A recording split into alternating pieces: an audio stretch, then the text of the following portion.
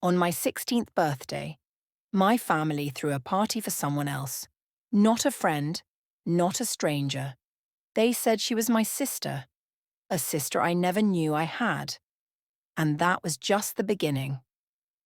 Hey everyone, welcome back to Sensational Stories, the place where truth hides in shadows and fiction cuts deep. Today's story will shake you. It's about betrayal, hidden experiments, and a birthday that unlocked a past no one wanted to remember.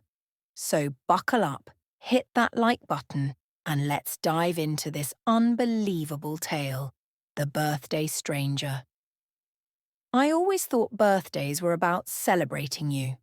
Balloons, cake, laughter, your moment in the sun. But my 16th birthday shattered that idea forever. The day began like every other birthday. My mom baked my favourite chocolate cake, my little cousin scribbled a crayon card, and Dad strung up crooked decorations. But something felt off.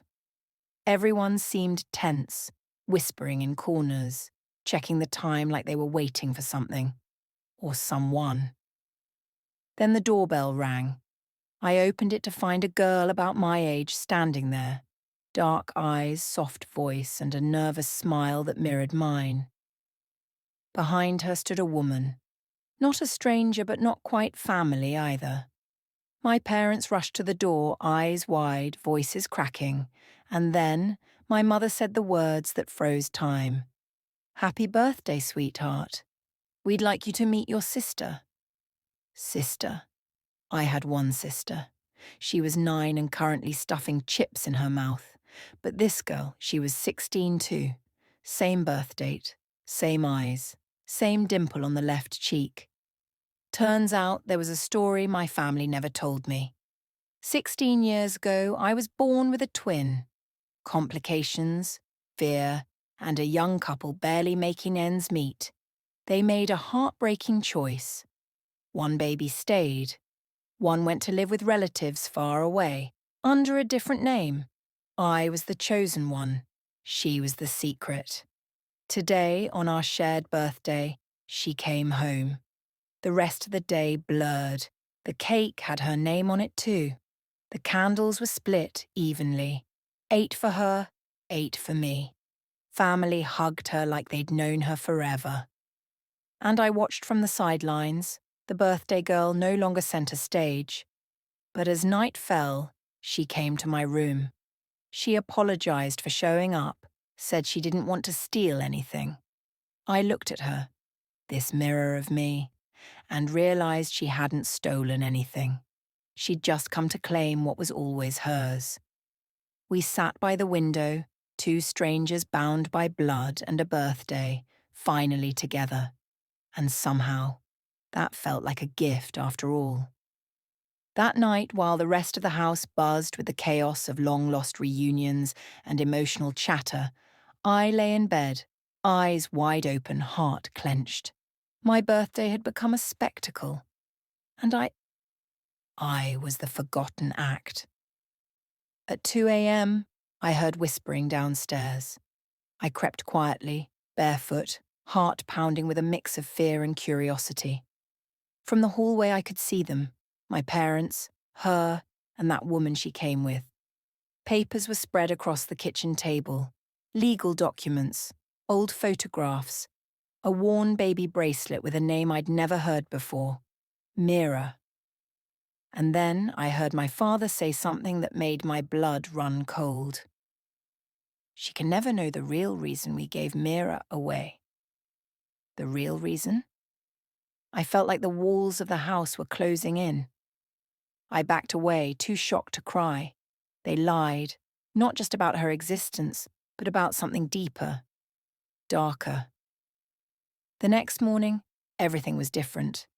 My parents were overly kind. Mira smiled, but there was something in her eyes now, a mix of pity and guilt, like she knew something I didn't. By afternoon, I couldn't take it anymore. I confronted them. "Why did you give her away? Tell me the truth." They froze.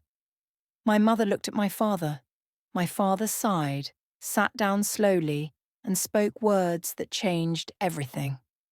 Because you weren't supposed to survive. The world tilted. He told me that when we were born, Mira was strong. I was sick, weak. The doctor said I might not make it. In a panic, they arranged for Mira to be adopted by family in another country, just in case I didn't make it. But I did. And by the time they realized they could raise us both, they had already made a promise. But that wasn't the whole truth. The woman who raised Mira wasn't just family, she was my real mother's sister. Because the woman I called Mom, she was never able to have children. The truth hit like thunder. I was adopted too. 2 girls, one given away, one taken in. One raised in love but built on lies. The other raised in truth but longing for what she never had. And now, on our 16th birthday, the web of secrets unraveled. My identity cracked in half. I wasn't just sharing a birthday anymore. I was sharing a past I never knew, and a future that suddenly felt like a stranger. I couldn't breathe. The walls of the house, the place I once called home, now felt like a set built for someone else's life. I ran. Out the front door, barefoot, down the street into the cold night. My lungs burned, but not from running, from the weight of everything collapsing. Behind me I heard footsteps. It was her, Mira. She didn't speak at first, just stood next to me in the dark, looking up at the same stars I had wished on since I was a kid, the same stars she must have stared at too, wondering if someone out there was missing her.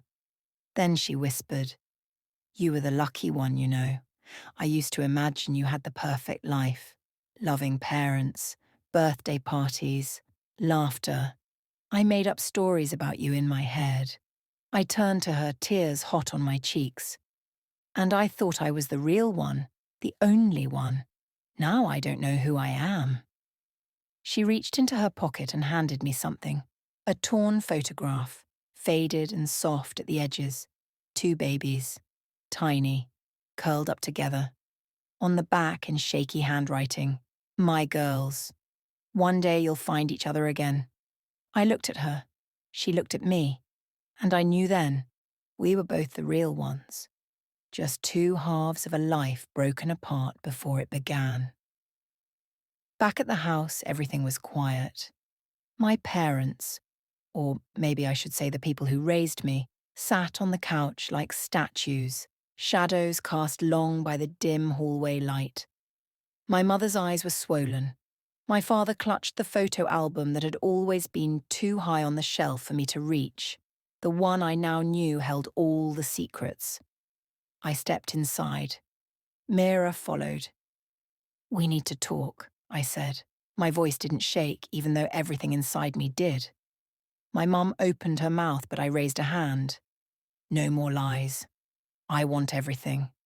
And so they told me. The full truth. My birth mother was only 18 when she had us. Scared. Alone. She begged her older sister, the woman who raised me, to care for one of us while she figured out her life. Mira stayed with her, but after a tragic accident just a year later, she died. And in the chaos that followed, paperwork was lost, family ties stretched thin, and promises faded into silence. "We didn't know if Mira was alive," my father said, "and we were afraid if we told you, we'd lose you too." I looked at Mira. She was crying now, silent tears, but there was something fierce in her eyes. "You didn't lose me," I said, "but you lied every single day I looked you in the eye." The room held its breath. Then I turned to Mira. "I want to know you, all of you. I don't care what they hid. I want my sister." She smiled. Through tears, she smiled. And for the first time that day, it felt like I was celebrating something real. But even as we stood there, 2 girls reclaiming the truth, a question twisted in my mind. If we were born together, raised apart, and brought back by fate, was this reunion a gift? Or was it just the beginning of something bigger? Because the next morning, a letter arrived. No name on the envelope, no return address, just one line on the paper inside. There's more to your story than they've told you. Meet me where it all began. And suddenly, I knew my birthday wasn't just about the past anymore. It was about unlocking everything that came next. I stared at the letter for a long time. There's more to your story than they've told you. Meet me where it all began. No name, no signature. Just those words scribbled in shaky handwriting on yellowed paper that smelled faintly of smoke, or maybe time itself. I showed it to Mira. Her face went pale. Where it all began, she whispered. Do you think they mean the hospital? But I knew exactly what it meant. Not the hospital, not even the house. There was an old cottage near the edge of town, abandoned, overgrown. I had only been there once as a child on a walk with my dad. He stopped suddenly when we saw it, gripped my hand too tightly and said, "We don't go near that place." That memory had haunted me for years, quietly buried, until now. It's that place, I said, the one in the woods. That night, we didn't tell our parents, or whatever they were to us now. We packed flashlights, bundled into hoodies, and made our way down the dark road to the woods, guided by instinct and silence. The trees whispered secrets, the cold bit at our fingers, but we kept going. And then we saw it, the cottage, crumbling stone walls, a rusted gate, windows like empty eyes. Inside, dust blanketed every surface, but someone had been there recently. A lantern still warm, a photo on the mantel of our mother, not the one who raised me, the real one, younger, smiling, holding two swaddled babies. Suddenly the floor creaked behind us. We spun around. A woman stepped out of the shadows, grey hair tied back, sharp eyes that shimmered with something between pain and recognition. "You came," she said. "Both of you." I froze. Mira whispered, "Who are you?" The woman stepped closer, looked at us like she'd been waiting our whole lives. "I'm your grandmother, and what you've been told was only half the truth." The floor seemed to fall out from under me. She continued. "Your mother didn't die in that accident. She disappeared, and she's been hiding ever since because someone was trying to take you. Both of you." Mira gasped. I grabbed her hand, heart thundering. "Take us?" I asked. "Why?" The woman didn't answer right away. Instead, she opened a small, dusty box and pulled out a faded file.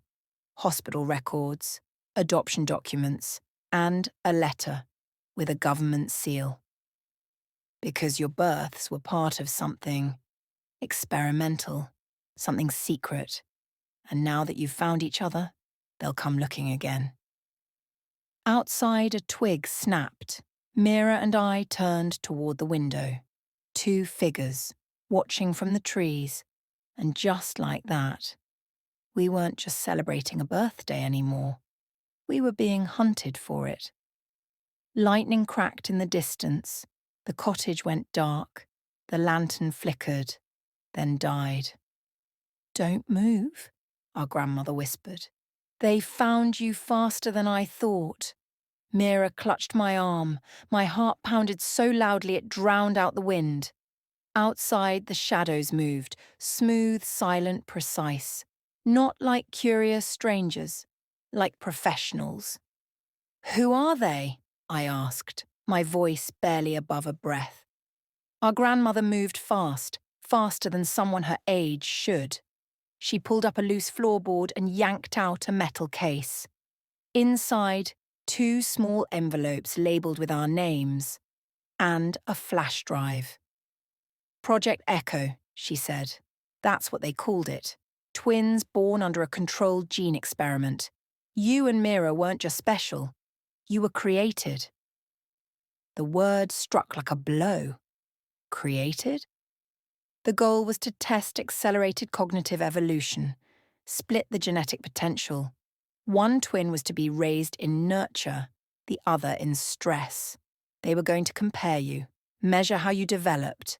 My knees buckled. Mira helped me steady. They didn't plan for love to interfere, she said. Your mother ran. She took you both. She thought she could hide. I opened the envelope with my name.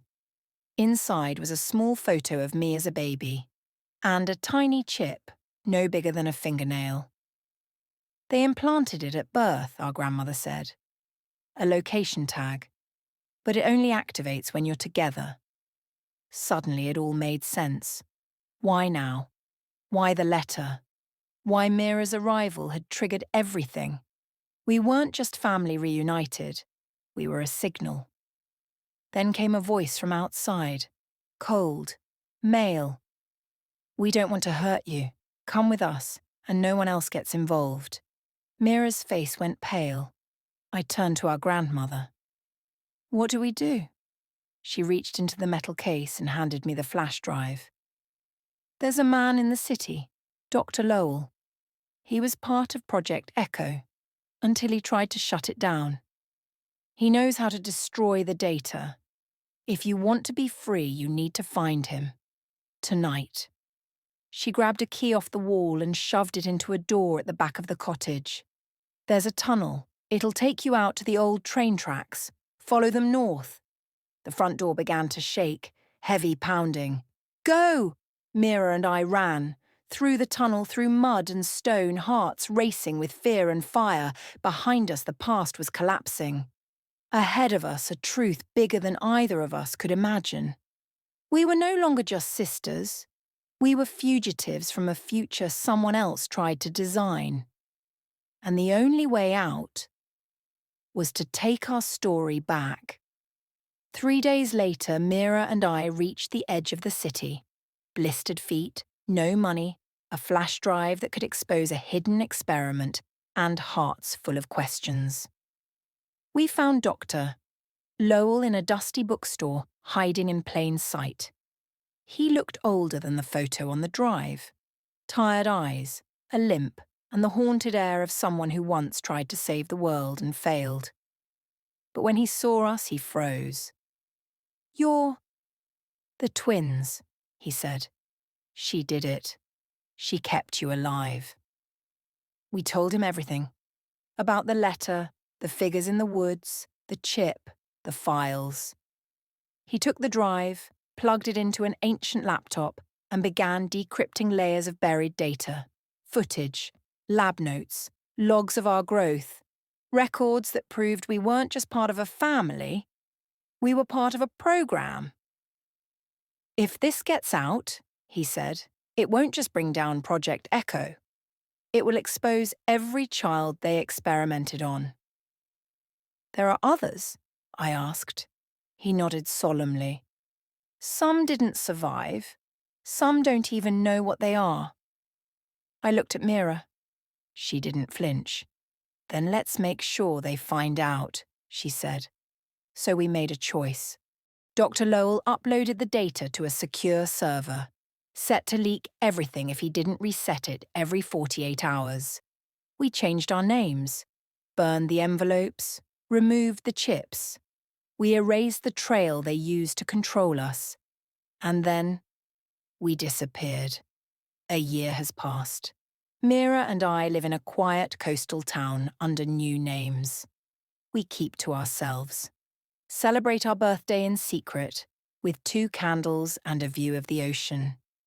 Sometimes we get messages, encrypted emails from people who read the leak and realized they too were part of something bigger. A hidden network is growing, quiet, careful, watchful. We are no longer science projects. We are survivors, sisters, and if they ever come for us again, we'll be ready. Moral lesson. Sometimes the truth hides behind the people we trust most. But uncovering it, no matter how painful, is the only way to truly understand who we are. Family isn't just about blood or secrets. It's about who stands with you when the world turns against you. And in a world built on lies, courage and connection are your greatest weapons.